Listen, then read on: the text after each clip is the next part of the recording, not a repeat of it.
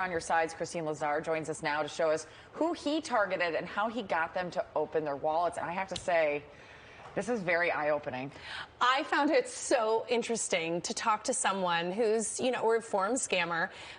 And what struck me is that he was saying there's not a lot else to do in his country so to make scams. money. Yeah, well, he doesn't anymore. But he said it's something you grow up with, right? In any event, California ranks #1 for romance scams. Often the scammer is overseas, as I mentioned, making it almost impossible to get that money back. I spoke with a man who says he is a reform scammer who lives in Nigeria, and he explained to me just how he found his victims. Nicole Hayden is a single mom who was working long days as a nurse in 2021 when she got a private message on social media.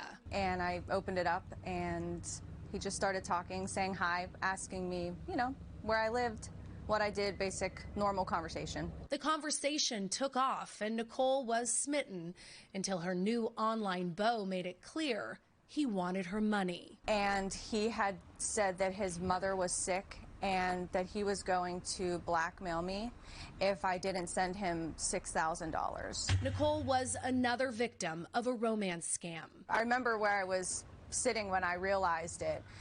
You feel really disappointed, and almost this is why you don't let your guard down too easily. In California, victims of romance scams lost more than $158 million last year alone.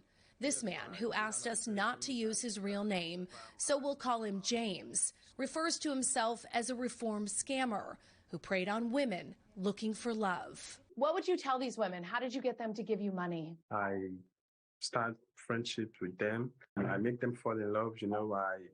I make them laugh. I do things they like. James lives in Nigeria, but targeted women across the U.S., the UK, and Canada.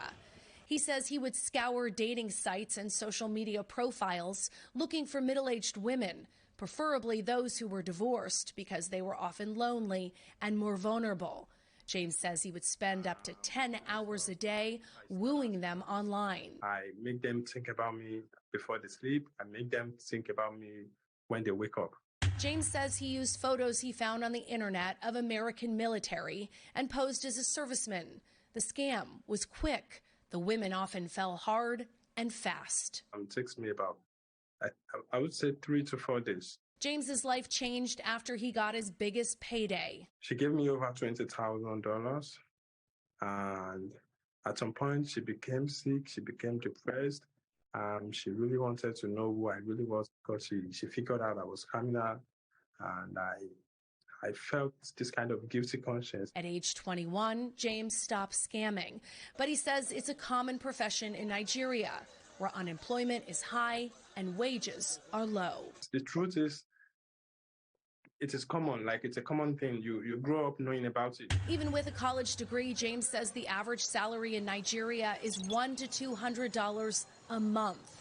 James is now working for the other side, the website Social Catfish, that helps online daters investigate their potential suitors if they suspect them of fraud.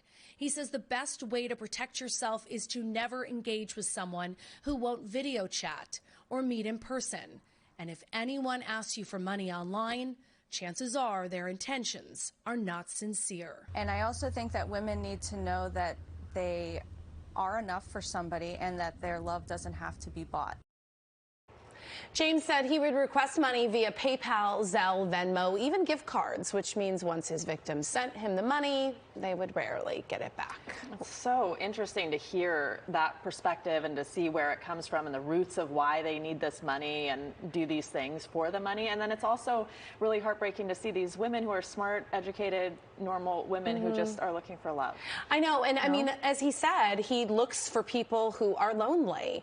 And the reason he stopped scamming was because one of the lonely women said, I just want to know who you are. I just, after she realized she got scammed, and that's when his conscience got him. And now he's, making a decent living, working for the other side. But you do also feel for the people of Nigeria who, unemployment is very high and opportunities are low. And these are educated people even who can't make a decent living. So I give him a lot of credit that he admitted to his mistake and he's changed and turned his life around. You know, hopefully it can be an inspiration to other people to go, this isn't the right thing to do. Yeah, and for those out there who are doing online dating, you know, look out for these red flags. If they will not video chat with you, just move on. Or after this, just don't ever do it. Yeah. Well, I met look, Doug online online. dating is very popular and very, you know, can be Yeah. very safe. The other thing is don't put too much in your profile, right? Yeah, no, keep, You know, keep that on the down I have low. a whole list of rules. You can email me and I'll tell you what to do. Christine, thank you.